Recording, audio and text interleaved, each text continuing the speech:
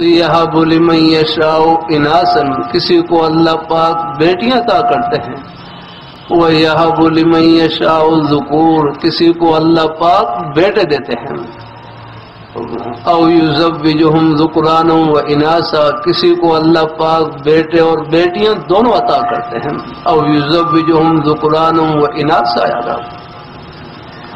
عام طور پر اللہ تعالیٰ کے نوازنے کے مبارک انداز یہی ہے۔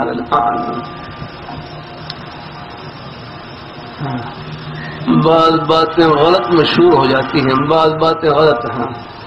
اس جنگ میں ایک دربار، اس پر بیری کا درخت لگا ہوا ہے، اس کے بارے میں لوگوں نے مشہور کر دیا کہ اس درخت کا جو بیر کھا لے اس کا بچہ ہو جاتا ہے، اولاد ہو جاتی ہے۔ اور اس دربار کے جو مجاور تھے ان کی 2 گھر والیاں اور ان کا اپنا ایک بچہ بھی نہیں آتا۔ بعض باتیں دیکھو، اولاد دینے والی ذات اللہ تعالیٰ کی ہے یاد رہا۔ اولاد کا تعلق کوئی طاقت سے بھی نہیں ہے۔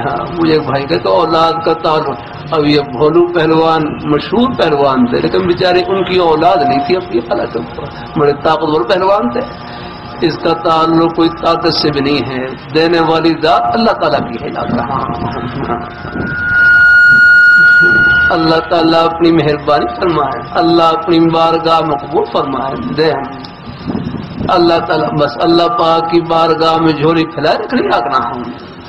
اولاد نہ ہو تو فرصت کو غنیمت سمجھیں، اس فرصت کو اللہ تعالیٰ کی فرما برداری سے، اللہ تعالیٰ کے ذکر سے، قرآن پاک کی تلاوت سے اور نیک اعمال سے بڑھتے چلانا۔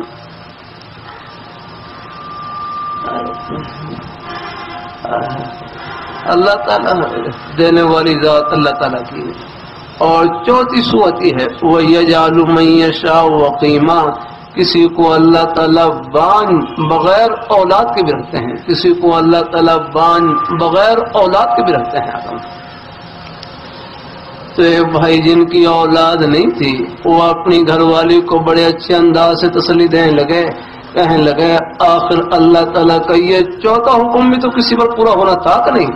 آخر اللہ تعالیٰ کا یہ 4تھا حکم بھی تو کسی پر پورا ہونا تھا کہ نہیں؟ اللہ تعالیٰ نے اس حکم کو پورا کرنے کے لیے ہمارے گھر کو چن لیا، ہم اللہ تعالیٰ کی اس رضا میں راضی ہیں۔ ہم برا کیسی پیاری بات کی آگنا۔ آخرت سامنے ہو تو حوصلہ ہی حوصلہ ہے، آخرت سامنے نہ ہو تو بوجھ ہی بوجھ آگنا۔